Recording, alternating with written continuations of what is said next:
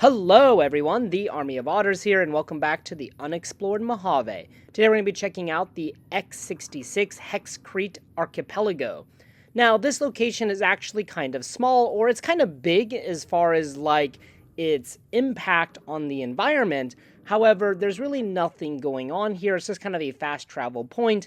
However, there is some interesting lore about this location. So Hexcrete is a form of experimental concrete developed by the Big MT, similar to concrete, but it can be spontaneously created in these prism-shaped columns, as we can see all around us. And actually, this is not the only appearance of Hexcrete within the Fallout universe. The researchers at Vault 63 in Appalachia also were researching with it in some capacity. And this is because Vault Tech executive Hugo Stoltz had connections out west, or in this one, the Big MT. However, the researchers at the Big MT and the researchers at Vault 63 did not get the desired results with Hexcrete, so it appears it kind of ended in failure. But we have these really cool structures that dot the skyline of Big MT.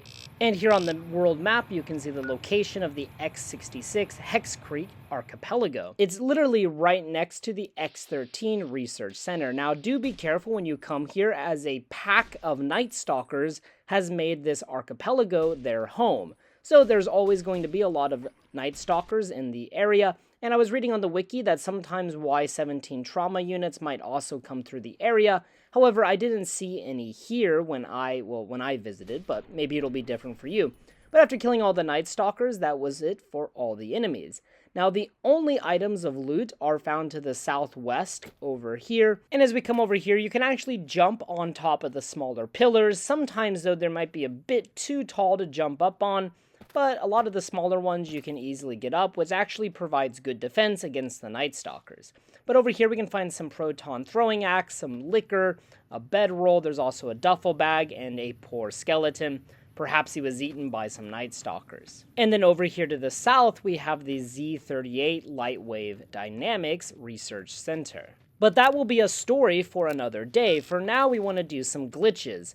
So using reload dash, we can pretty easily get on top of these pillars. However, I didn't do the save glitch to break my fall because, well, I didn't want to be trapped down there by accident. And yeah, I just thought it was safer just to let myself die.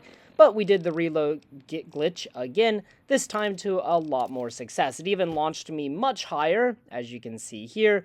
And as we came back down, I just saved the game. And if you don't know, in Fallout New Vegas, Fallout 3, if you save the game before hitting the ground, it'll reset your velocity when you respawn.